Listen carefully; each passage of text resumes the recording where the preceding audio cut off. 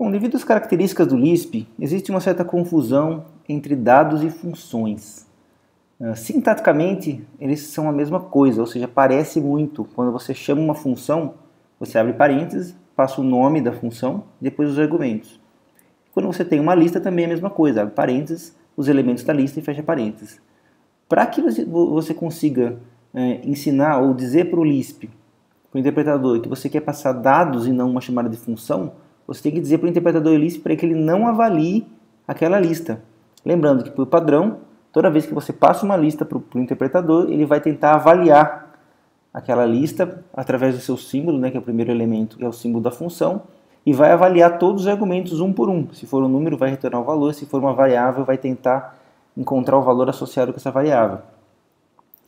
Tá? Então, como que você faz para dizer que aquilo ali é uma lista mesmo? Quer dizer, são dados de verdade e não uma chamada de função. Existe uma forma especial, tá? Que é chamada quote, que é uma função também, tá? Como o Lisp é tudo função, né? E que você pode usar para dizer que os argumentos são, na verdade, dados que não devem ser avaliados. Tá? Você pode também usar uma aspa simples, ao invés de chamar a função quote. Depois a gente vai ver os exemplos sobre isso aí. Quando você faz o quote numa lista, você está dizendo para o interpretador, olha, o que está vindo a seguir são dados e não funções, não precisa ser avaliado. Tá? Trate isso como eu digitei, é mais ou menos isso que você está dizendo para ele.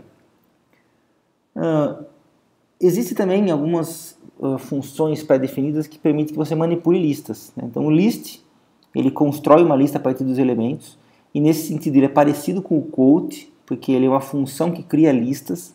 A gente vai ver aí nos exemplos qual é a diferença entre eles.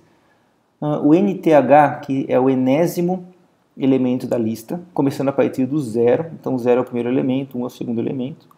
Length é o comprimento da lista. E member é uma função de pertinência, ou seja, ele verifica se a expressão, que é o primeiro argumento, ele pertence ou é membro da lista que vem com o segundo argumento. Só que a resposta do member, e a gente vai falar um pouco mais sobre isso depois, não é um true ou false, e sim uma sublista, começando pelo elemento encontrado ou a lista vazia. Tá? Porque o Lisp trabalha com equivalência entre verdadeiro ou falso com outros valores. Então, tudo que não é lista vazia, ou nil, ou false, ele aceita como verdadeiro, como true. Tá? Então, se ele retornar uma lista que tem elementos, as funções de teste booleano, né, vão assumir aquilo ali como verdadeiro. E existe o nil, né, que é um símbolo especial que representa o valor falso, o valor lógico falso, e também a lista vazia. Tá? Nesse sentido, ele é o único elemento que ele é um átomo e uma lista ao mesmo tempo.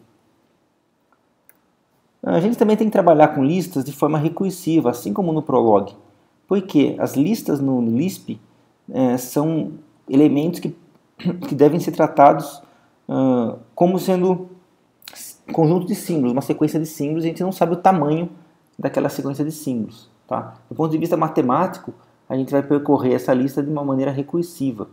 E para isso a gente usa as construções, aí usa as funções CAR ou CDR. CAR é equivalente à cabeça da lista, ou seja, você vai aceitar, ele vai receber como argumento uma lista e o retorno dessa função é o primeiro elemento dessa lista, seria a cabeça. E o CDR recebe como argumento uma lista e retorna a lista sem o primeiro elemento. Se tiver uma lista com apenas um elemento, o retorno do CDR é uma lista vazia. Tá, uma curiosidade, aí, o nome dessas funções é um nome legado aí, que veio da implementação das funções. CAR, Contents of Address Register, e CDR, Contents of Decrement Register.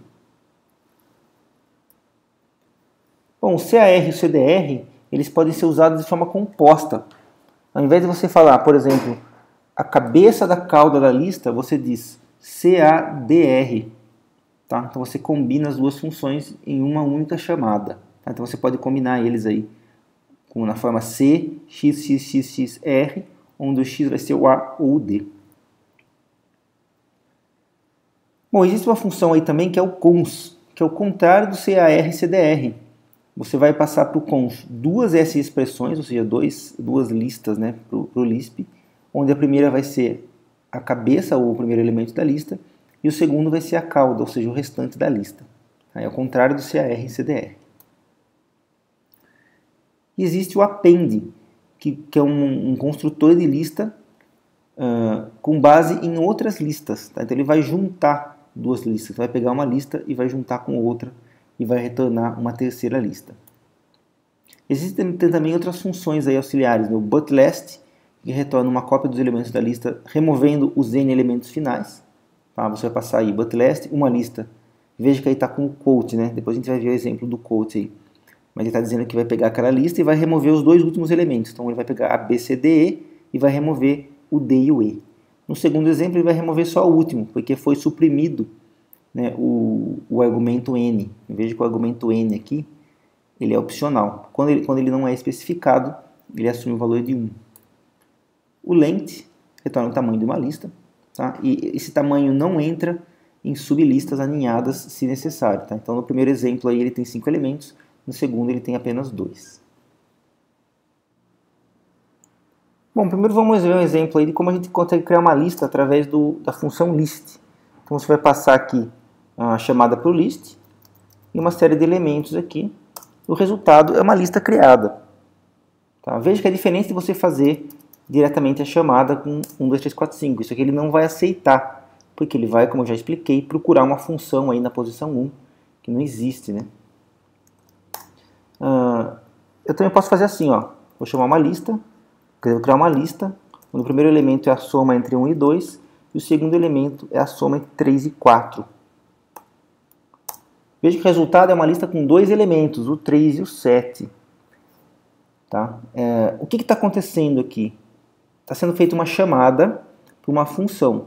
Lembra que eu expliquei que o avaliador do interpretador aqui do Lisp, ele primeiro pega e procura a função com aquele nome, depois ele avalia os argumentos na sequência recursivamente, então ele vai avaliar, ele vai tentar ativar, né, essa função e vai chamar a função soma e aplicar realmente a soma.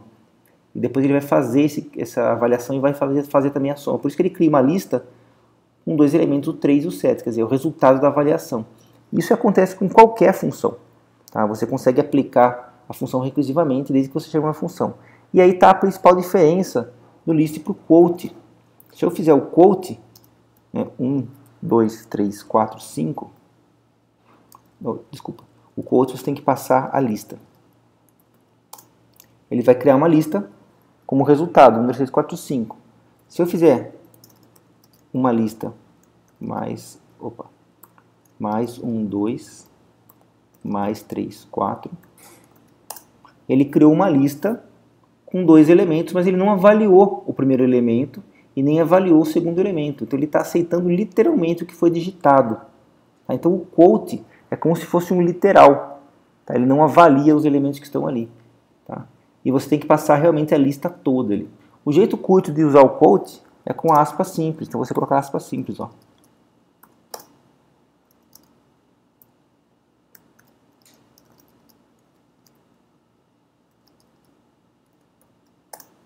Então ele tem a mesma função, se você ou chamar a função quote ou você colocar aspas simples no começo, e aí ele assume que você está querendo literalmente passar o que vem ali a seguir. Veja mais um exemplo aqui, ó. Como eu já falei, se você fizer a chamada do list, mais 1, 2, mais 3, 4, ele está avaliando os parâmetros ali, né? Agora, você pode combinar o list com o quote, ó. Quer dizer, eu quero fazer uma lista onde o primeiro elemento é o mais 1, 2, mas eu não quero que esse mais 1, 2 seja avaliado. Então eu vou dizer que ele é literal. Mesma coisa o segundo. Então, nesse caso, ele construiu uma lista com 2 elementos sem entrar no mérito de avaliar o que ele significa. Então ele está aceitando literalmente uma lista com 3 elementos aqui, ó, que é o mais, o 1 e o 2. Então ele não vai interpretar o mais como soma, não vai avaliar o primeiro e o segundo. Ele está simplesmente, literalmente, copiando o resultado para a função list. Para a função list. E a função list é que cria a lista resultante. Vamos dar uma olhada em alguns exemplos aí das outras funções que eu falei. O nth, o enésimo elemento, você vai passar uma lista para ele. E ele vai encontrar o elemento número 2. Lembrando que é indexado a partir do 0. Tá? Então esse seria o 0, esse seria o 1 e esse seria o 2. Eu vou aproveitar para falar um detalhe aí que o Lisp ele não diferencia entre maiúsculas e minúsculas. Então o terceiro aqui, que é o C, ele respondeu como C maiúsculo, tá? É a mesma coisa para ele. Veja que se eu tentasse fazer assim, ó, de novo, vou repetir, tá? Ele vai dar um erro, porque ele vai avaliar essa função, vai descobrir uma função que tem que pegar o segundo elemento e tal. Primeiro argumento avalia o valor dele. Vai avaliar, ou então podemos até fazer assim, ó, mais um. Então ele vai avaliar esse valor aqui e vai receber como resultado 2. Aí ele vai analisar esse argumento aqui e falar, opa, é uma chamada da função A. E ele vai falar que não existe a função A. Então, erro é operador não definido, que é o A. Então a gente pode, para funcionar, eu teria que fazer o quote. Tá? Então no caso aqui ele avaliou esse valor aqui, que é o mais um, e aí ele aceitou essa lista do lead que ela foi digitada de uma maneira literal. Outras funções aqui, o length, ele retorna o número de elementos. Lembrando que essa função não entra nas sublistas, então se eu tiver A, B, aí tem uma outra lista aqui, ó, e eu não preciso fazer o quote de novo aqui, tá? Não preciso fazer isso aqui, porque o quote já é, digamos, ele é distribuído dentro da lista, tá? Então tudo aqui já está sendo coberto pelo quote. Nesse caso ele vai retornar que a lista tem 5 elementos, 1, 2, 3, 4 e 5. Certo? Que é o número de elementos sem entrar em listas alinhadas. Vamos falar agora do member, que eu também comentei. O member você passa um elemento e uma lista. E ele retorna se existe ou não um elemento. Opa, tem alguma coisa errada aqui. Member. Tá. O erro foi o seguinte. Ele está dizendo que a variável A ela está não amarrada. Por quê? Porque ele, lembrando de novo como que o Lisp trabalha, ele pega o nome da função, primeiro argumento. Vamos avaliar o A. O que é o A? É um símbolo. É um símbolo, então ele tenta descobrir, quer dizer, ele assume que é uma variável. Se é uma variável, ela tem que estar amarrada para ele poder saber o valor dela. Nesse caso aqui ele não sabe o valor do A, então ele dá esse erro. Então eu vou colocar o apóstrofe, o quote A, para ele interpretar aquilo como símbolo A mesmo, literal, e não uma variável. E aqui o resultado é interessante, ó, ele retorna a lista toda. Mas não é exatamente isso que ele faz o seguinte, ó, vamos pegar um outro exemplo para ficar mais claro. Vamos pegar o C. Então eu quero saber se o C pertence a essa lista. Ele retorna com uma lista C, D e F. Ou seja, isso significa para ele que ele conseguiu encontrar o elemento C. E ele retorna a sublista a partir do C aqui. Tá? Esse resultado vai servir tanto para a gente em uma consulta do tipo sublista ou também uma consulta do tipo verdadeiro ou falso. Porque a gente vai ver depois aí que o verdadeiro ou falso assume valores que são diferentes de nil como verdadeiro. Então essa lista aqui é o mesmo valor lógico que verdadeiro. Tem um outro exemplo aqui. Opa. Member 5, 2, 3, 4. Agora eu vou usar números aqui. E ele conseguiu encontrar o 5, na verdade é o último elemento aqui da lista. Veja que o 5 eu não precisei colocar o apóstrofe. Por quê? Porque ele sabe que é um valor numérico, então ele não tenta achar que é uma variável, então ele consegue resolver e avaliar esse valor aqui. Se eu tentar buscar um elemento que não existe, por exemplo o A, na lista 1, 2, 3, 4, 5, ele vai retornar nil, que significa que a lista está vazia, mas também significa o valor falso em testes lógicos, como a gente vai ver depois aí. Certo? Então essas funções aqui, nth, enésimo elemento, length, que é o complemento da lista, e member são úteis aí para manipular listas. Vamos fazer alguns exemplos agora das funções CAR e CDR. Então CAR retorna o primeiro elemento da lista. CDR retorna o restante da lista, exceto o primeiro. Então veja que é interessante aqui entender o seguinte. A função CAR retorna um elemento. A função CDR retorna uma lista. Tá? Sempre. Então se eu passar o CAR em uma lista que só tem um elemento, retorna o próprio elemento. Se eu chamar o CDR com uma lista que só tem um elemento, ele retorna nil, que é a mesma coisa que a lista vazia. Se eu chamar a função CAR numa lista vazia, ele retorna nil, porque esse elemento não tem, essa lista não tem cabeça, né, não tem primeiro elemento. E se eu chamar a função CDR na lista vazia, também vai retornar nil. A gente pode também testar o seguinte: se eu tiver uma lista com listas aninhadas, então veja, agora ele retornou uma lista. Quer dizer, o primeiro elemento é uma lista, mas não é porque ele entrou e separou em lista, é porque, por coincidência, o primeiro elemento aqui é realmente uma lista com os elementos A, B. Tá? Então, para a função CAR, não interessa o que é o primeiro elemento, ele vai sempre retornar. Se ele for uma lista, é uma lista, se ele for um número, vai ser um número que vai ser retornado. Aqui outro exemplo, ó, se eu quiser pegar o seguinte, ó, o CAR, que é a cabeça da cauda da lista ABCD. Qual vai ser o resultado? Vai ser o B. Por quê? Porque quem que é a cauda da lista ABCD? É o BCD, certo? BCD. A cabeça dessa lista vai ser o B. Então, CAR do CDR é a cabeça da cauda. Então, se eu quiser fazer isso numa consulta só, posso fazer CADR ABCD. Quer dizer, a cabeça da cauda. Bom, o inverso do CAR-CDR é o cons. Tá? O cons você vai fazer a passagem de um elemento e uma lista. Ele vai construir uma lista composta por esse elemento como cabeça e essa lista como cauda. Se você chamar o cons passando uma lista e outra lista, ele vai construir uma lista com todos esses elementos, mas ele vai assumir que tudo isso é o primeiro elemento da lista. Então ele aninhou essa sublista como um elemento só. Certo? Se você fizer o cons em qualquer coisa aqui e a lista vazia, ele vai fazer uma lista com apenas um elemento. Tá? Bom, existe também o append. O append ele concatena listas.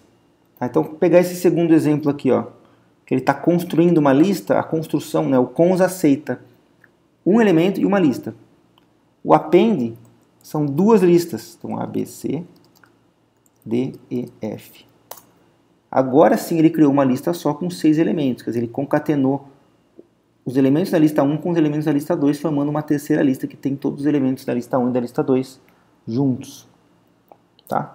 E o append ele funciona não só com 2 argumentos, né? Então posso fazer, por exemplo, append da lista com A, uma lista vazia, uma lista com B, outra lista vazia.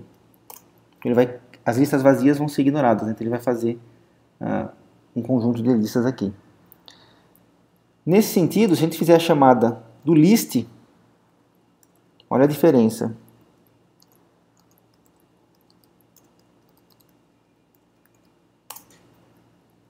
O list ele constrói a lista a partir dos elementos, né, assumindo eles do jeito que eles foram digitados. Tá?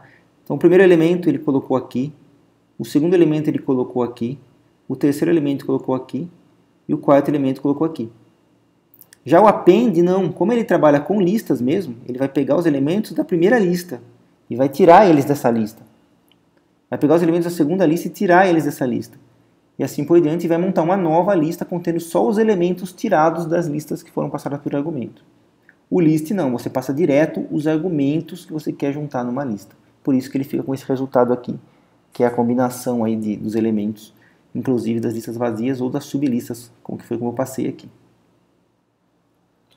Bom, o Lisp também tem uma função de atribuição. Aqui é uma das funções do Lisp aí, que foge um pouco do conceito funcional. Tá? Que eu comentei no começo da aula que programar imperativamente envolve, entre outras coisas, programar a própria atribuição em si. Tá? O que não faz parte da função da programação funcional nem da programação lógica, que não é você que realmente faz a atribuição. Mas o Lisp permite que você faça isso. Tá? O setQ, ele faz o primeiro argumento passar a ter o valor do segundo, onde o primeiro argumento é um símbolo, certo? E o segundo argumento vai ser qualquer expressão que pode ser uma chamada de função, pode ser um valor, pode ser uma lista, etc. E esse setQ ele pode ser feito de uma forma encadeada. Né? Você pode fazer o primeiro passar a ter o valor do segundo, o terceiro passar a ter o valor do quarto, o quinto passar a ter o valor do sexto e assim por diante. Então você consegue fazer uma atribuição múltipla numa única chamada. E o resultado dessa função é o último valor atribuído. Certo? Isso quando você chama a função setQ, tem um resultado, tem um retorno, né? E o retorno é o valor que foi atribuído. Mas o mais importante é o efeito colateral, certo? Porque o valor atribuído ali, o valor do símbolo que você está passando, no caso ali o L, que vai ser o exemplo que eu vou mostrar daqui a pouco, ele vai ter o valor atribuído, certo? Esse efeito colateral significa que a área global de memória, que é a área que tem acesso às variáveis, foi afetada. Tá? O que é o efeito colateral? É algo que o procedimento ou a função faz e que persiste depois que o valor é retornado. Isso faz parte da impureza do Lisp. Tá? A programação funcional corresponde à programação sem efeitos colaterais, a programação funcional pura. Né? Quando você cria efeito colateral dentro das funções, você passa a criar programas não puramente funcionais. Tá? O que não é interessante do ponto de vista teórico, né, mas é realmente necessário do ponto de vista prático. Muitos momentos você precisa realmente gravar valores ali para poder facilitar as suas chamadas. Tá? Então, a função setQ, né, que é a função que faz a atribuição, tem o seu valor funcional, porque ele tem um retorno, mas o principal valor, o principal resultado é o efeito colateral de deixar aquela variável que está na área de memória ser alterada. Tá? Sendo um efeito colateral, o que significa isso? Se você chamar essa função 3, 4, 5 vezes, tá? Cada hora você vai ter um resultado diferente. Ou seja, você vai ter que você não tem a propriedade da função pura, que sempre que você chama o mesmo argumento, a mesma função com os mesmos argumentos, você tem os mesmos resultados. Tá? Então, vamos ver o exemplo então da atribuição do setQ. Né? Você faz setQ, um símbolo que vai ser uma variável, e qualquer coisa. No caso aqui eu vou passar uma lista AB. Então o resultado é, agora L passa a ter o valor AB associado. Se eu digitar L aqui, ele consegue recuperar o valor associado com essa variável. E eu posso chamar o setQ com vários argumentos. Então, por exemplo, o L1 vai ser o AB. O L2 vai ser CD. O N vai ser 3. Então ele faz as 3 atribuições, quer dizer, o L1 é AB, o L2 é CD e o N é 3, certo? Então agora tem as 3 variáveis aqui armazenadas. Só que o resultado dessa chamada aqui é o valor atribuído por último, então ele retorna 3 aqui, certo? Isso é apenas o resultado da função. Bom, e aí esses valores armazenados, né, estão lá na memória. Então L2 é uma variável que agora está amarrada, eu posso, por exemplo, fazer assim, ó, char L2. Ele vai mostrar C, que é a cabeça da lista L2. Se eu fizer char L5, que não foi definida, ele vai dar um erro, dizendo que a variável L5 não está amarrada, quer dizer, ela não tem valor amarrado, por isso que ele dá o erro, na execução dessa chamada aqui, tá? Bom, a atribuição permite a inserção de efeitos colaterais nas funções, tá? Que é uma coisa que não aparece, não era para aparecer na programação funcional pura. Por quê? Quando você faz, por exemplo, mais 2, 3, toda vez que você chamar a função mais com os argumentos 2 e 3, o resultado tem que ser o mesmo. Essa é a propriedade funcional. Tá? Faz parte do princípio do paradigma. Tá? Mas quando você tem atribuição, você pode fazer esse tipo de coisa. Ó. Então, vou definir uma função chamada contador, que não tem argumentos e cujo corpo da função consiste em atribuir o valor x com o valor que já estava em x acrescido de 1. O resultado do define é o nome da função definida. Tá? A gente vai ver depois aí um pouco mais de detalhes sobre definição de funções. Aí eu vou atribuir o valor 1 à variável x e vou chamar a função contador. Vou chamar de novo. Vou chamar de novo.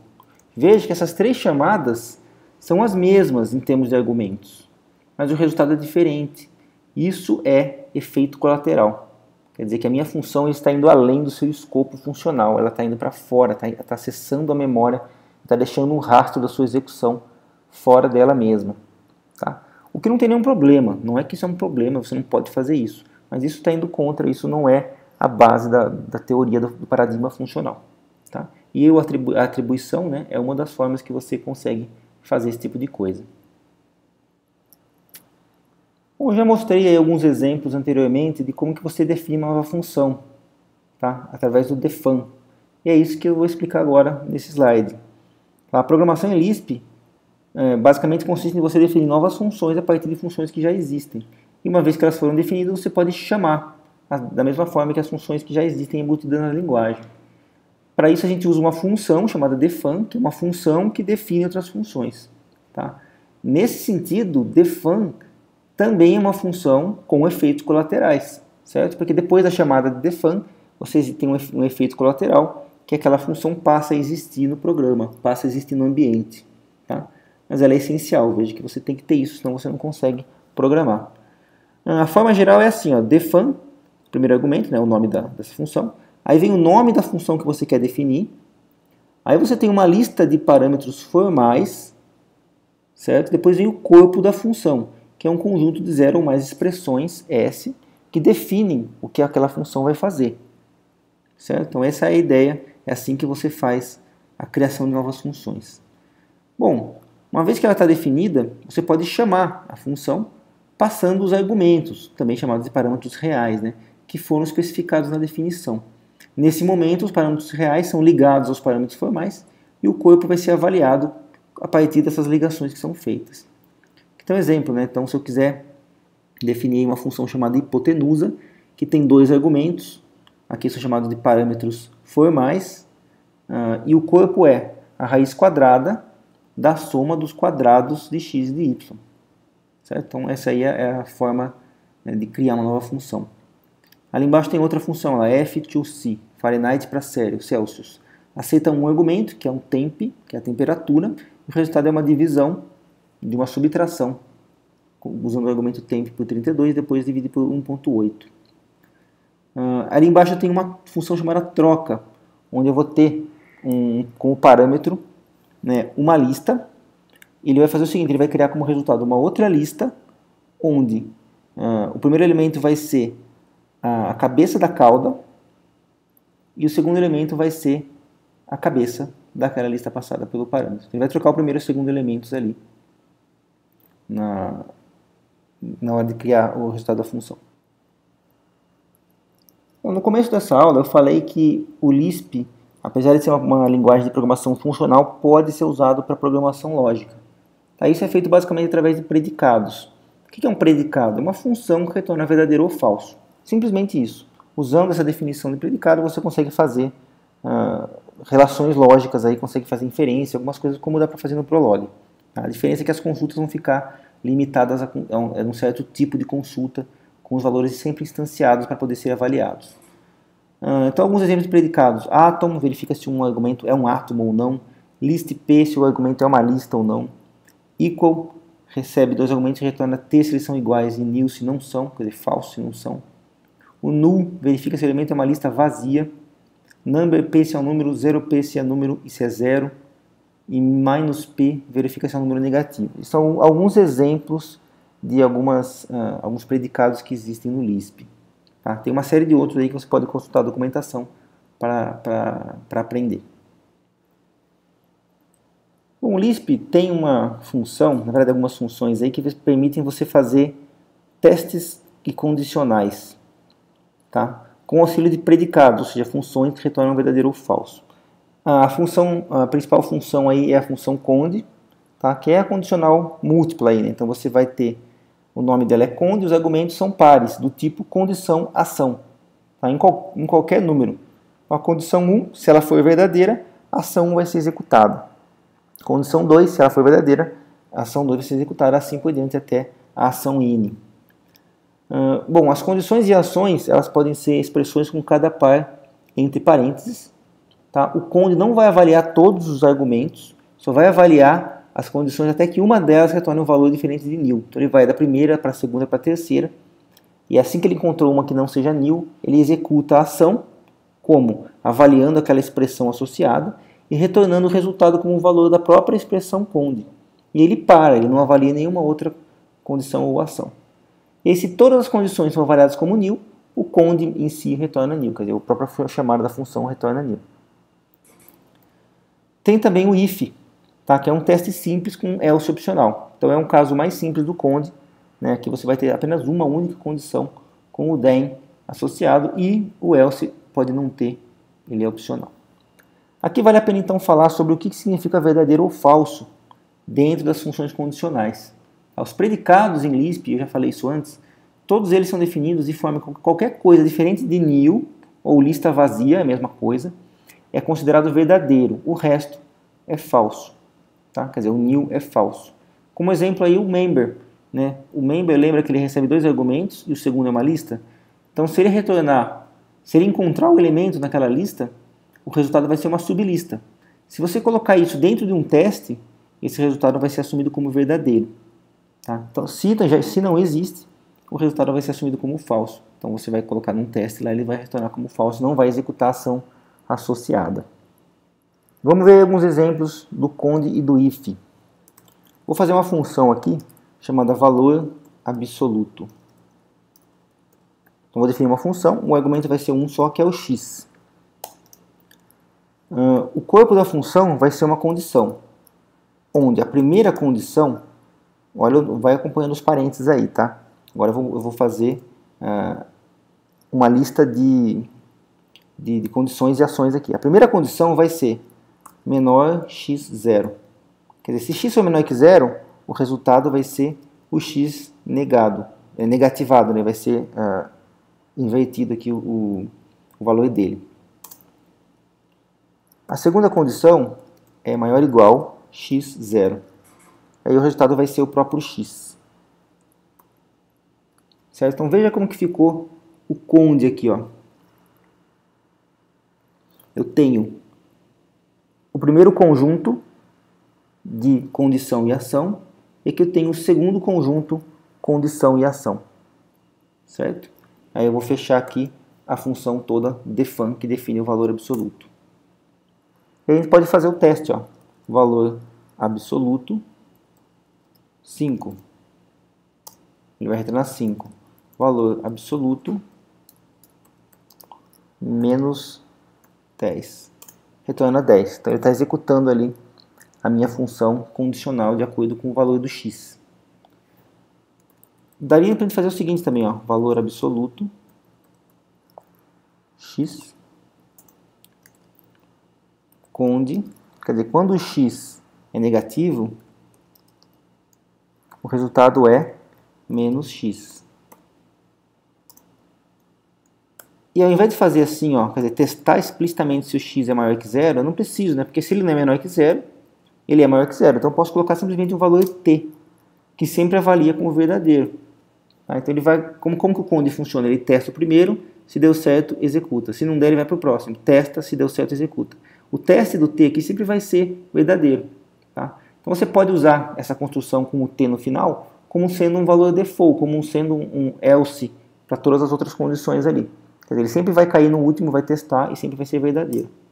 Tá? Então o funcionamento aqui é exatamente igual ao de cima. Bom, agora um exemplo do if. O if é a mesma coisa que o tradicional que a gente já está acostumado na programação. Então vou fazer aqui, ó, no max, A, B, C. Ele vai encontrar o maior valor entre A, B e C. Essa é a função. E eu vou usar um if para isso. Então if, primeira condição. Quer dizer, seria na verdade a condição do if, né? Não tem várias aqui.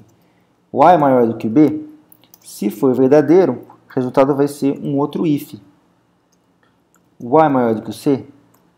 Se for, é o A quem é o maior. Se não, é o C quem é o maior. E aqui tem um outro if.